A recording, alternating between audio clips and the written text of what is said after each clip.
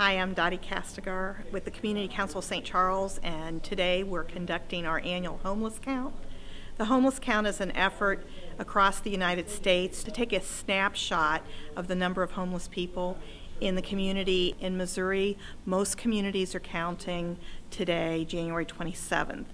And this involves sending street teams out in the community to collect information about homeless people and where they may be staying, looking at encampments, as well as data collection through local agencies and food pantries and churches who may be sheltering the homeless.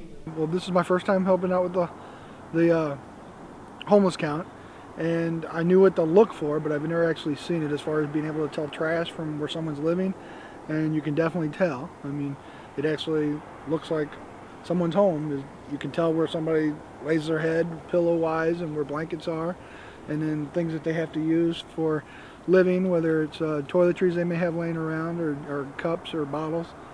So you can definitely tell that it's inhabited and not just where somebody threw their trash.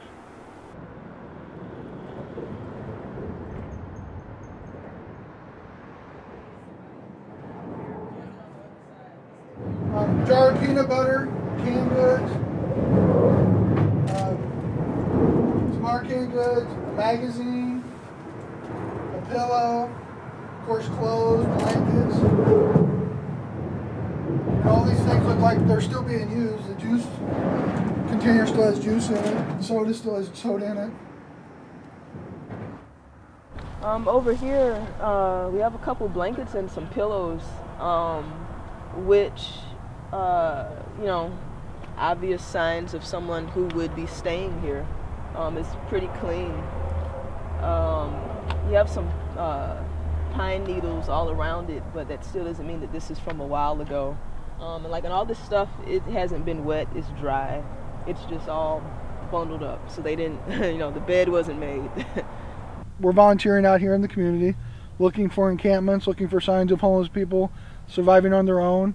And from that, we're recording it by taking pictures, taking notes, filling out forms, giving that back to community council, and they're able to get, hopefully, somewhat an accurate count of the homeless in the county and the Tri-County, because they're also doing this in Warren County and Lincoln County,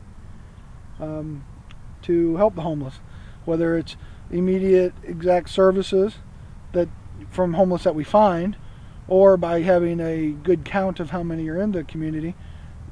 Means hopefully better funds that we can get from the state and federal government to help with the problem. We came upon some police, and we told the police what we were doing, working with the community council for the homeless count, and asked them if they knew of any encampments. They told us about a gentleman who's living next to this storage unit and how he has a tent set up here, sleeps here, goes to the storage unit, cleans up and changes clothes, and then he goes to labor ready to try to find work. So he's able to make a little life for himself here, with a place to sleep, place to clean up, and then he goes and tries to make it throughout the day. We found one homeless place up behind the dumpster. We drove back here a little bit further, and we found another cardboard box flattened out. Looks like a pallet somebody's been sleeping on. Cups and some other fabric laying back here, a Christmas hat. Definitely somebody was here, and there's a sign back here about a homeless vet asking for help.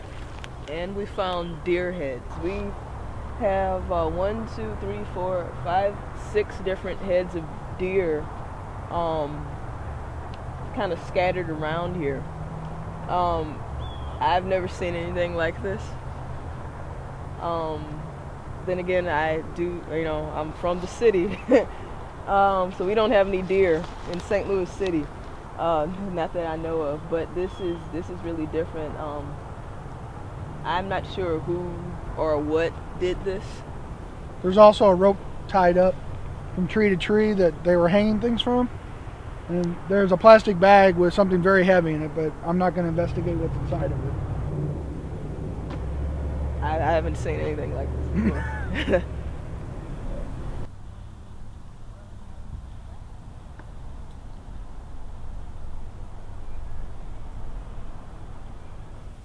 After spending the past, 5 hours out there, with the volunteering for the homeless census count. I'm glad to have done it.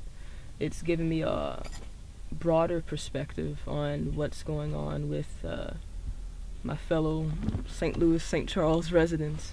I was able to witness things that I didn't ordinarily see on just a regular day, just driving by. So we spent a lot of time on foot, going through woods, trudging in mud, and now snow. And I barely feel my toes, but it was worth it to be able to be out there and actually experience the cold. I was only out there with fellow teammates for a few hours, but there are people who are out there every day like this. And so it was a good opportunity to feel what other people feel as part of their regular lives. So I'm glad to have done it.